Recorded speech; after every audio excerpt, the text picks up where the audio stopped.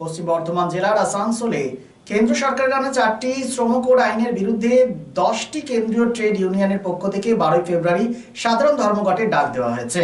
আজ বার্নপুর স্কপ গেটে কেন্দ্রীয় ট্রেড ইউনিয়নের সদস্যরা একটি সভা করেন এবং কালকে অর্থাৎ 12 ফেব্রুয়ারি সাধারণ ধর্মঘট সম্বন্ধে মানুষকে এই ধর্মঘটের কারণ জানায়। তাদের বক্তব্য, যেভাবে কেন্দ্রীয় সরকার 4টি শ্রম কোড চালু করেছে তার ফলে সাধারণ মানুষদের স্বার্থ বিঘ্নিত হবে। শ্রমিক স্বার্থ রক্ষার জন্য তারা এই ধর্মঘট করছেন 4টি শ্রম কোডের বিরুদ্ধে। গোটা দেশে 10টি কেন্দ্রীয় ট্রেড ইউনিয়নের পক্ষ থেকে এই সাধারণ ধর্মঘট করা হবে।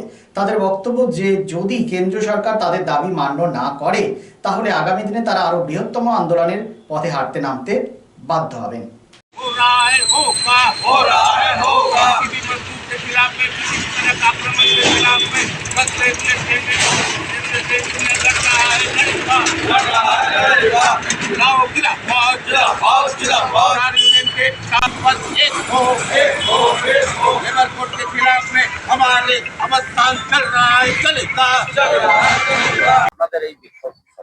আমাদের বিক্ষোভ সভা শুধুমাত্র আজকের জন্য নয়, 21শে নভেম্বর 2025-এ মোদী সরকার যে 4টা লেবার কোড দেশের সামগ্রিক শ্রমিকদের উপরে যে আক্রমণ আনার জন্য যে 4টা লেবার কোড লাগু করেছে, 29টা যে আমাদের লেবার আইন ছিল সে আইনকে ডেমোলিশ করে 4টা যে লেবার কোড আনা হয়েছে, এই লেবার কোডের বিরুদ্ধে শুধু এখানে আমরা নয়, সারা দেশের, সারা ভারতবর্ষের 10টি কেন্দ্রীয় ট্রেড ইউনিয়ন একজোট হয়ে 12 তারিখে অর্থাৎ আগামীকাল সাধারণ ধর্মঘটের আমরা ডাক দিয়েছি।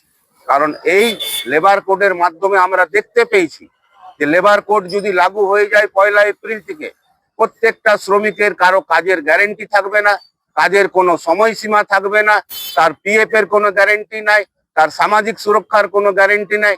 এটা শুধুমাত্র যে আমাদের সরকারি ক্ষেত্রে, সংগঠিত ক্ষেত্রে এটা শুধু নয়, জিগ ওয়ার্কার থেকে আরম্ভ করে আঙ্গনবাড়ি ওয়ার্কার, আশা কর্মী, প্রত্যেকটা শ্রমিকের উপরে মোদী সরকার এই লেবার কোডের মধ্যে একেবারে পরাধীন ভারতবর্ষের যে অবস্থায় ছিল 1926 সালের আগে, সেই ভারতবর্ষের সেই পরাধীনতাকে আবার সে ফিরিয়ে আনতে চাইছে।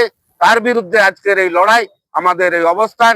আমরা বার্নপুরে সেল আইএসপি কারখানার কন্ট্রাকচুয়াল ওয়ার্কার, রেগুলার ওয়ার্কার সবাইকে আহ্বান জানিয়েছি লিফলেটের মাধ্যমে, গতকালের র্যালির মাধ্যমে, যে আগামীকালের যে ধর্মঘট আছে এই ধর্মঘটকে নিজের চাকরি বাঁচানোর স্বার্থে, নিজের পরিবারকে বাঁচানোর স্বার্থে আপনারা এই ধর্মঘটকে সমর্থন করুন আর এই ধর্মঘটে আমাদের সাথ দিন।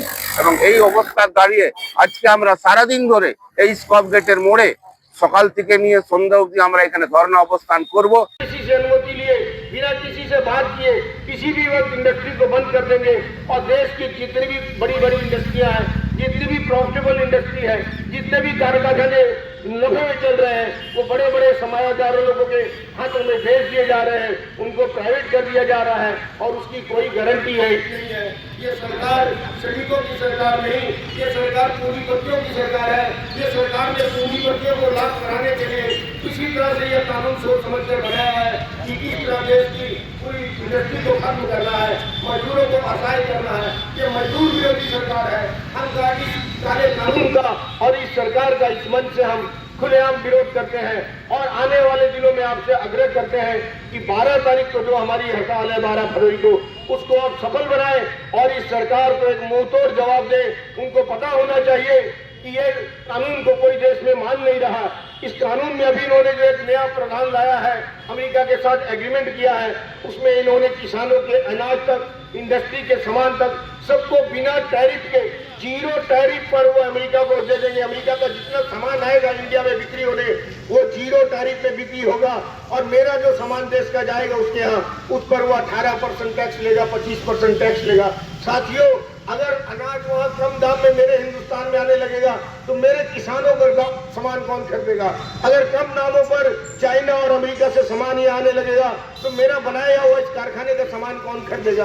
तो धीरे चांदा मोड़ स्थित प्रतिष्ठित अंग्रेजी माध्यम के आसुसो नॉर्थ पॉइंट स्कूल में नर्सरी से क्लास 9वीं और 11वीं के लिए प्रवेश खुला है। ऑनलाइन नामांकन की भी सुविधा। स्कूल में सारी आधुनिक सुविधाएं उपलब्ध हैं। Air condition computer lab, air condition auditorium, swimming pool, पूरे स्कूल कैंपस में सीसीटीवी निगरानी, स्कूल ट्रांसपोर्ट की भी सुविधा। संपर्क करें आसुसो नॉर्थ पॉइंट स्कूल में।